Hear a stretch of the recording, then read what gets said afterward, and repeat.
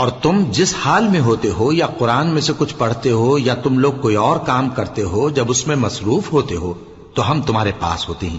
اور تمہارے پروردگار سے کوئی ذرہ بھر بھی چیز پوشیدہ نہیں رہتی، نہ زمین میں اور نہ آسمان میں،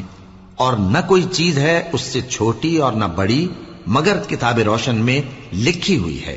سن رکھو کہ جو اللہ کے دوست ہیں ان کو نہ کچھ خوف ہوگا اور نہ وہ غمناک ہوں گے، یعنی وہ جو ایمان لائے اور پرہیزگار رہے ان کے لیے دنیا کی زندگی میں بھی بشارت ہے اور آخرت میں بھی۔ اللہ کی باتیں بدلتی نہیں، یہی تو بڑی کامیابی ہے۔ اور اے پیغمبر، ان لوگوں کی باتوں سے آزردہ نہ ہونا، کیونکہ عزت سب اللہ ہی کی ہے، وہ سب کچھ سنتا ہے، جانتا ہے۔ سن رکھو کہ جو مخلوق آسمانوں میں ہے اور جو زمین میں ہے سب اللہ ہی کے بندے ہیں، اور یہ جو اللہ کے سوا اپنے بنائے ہوئے شریک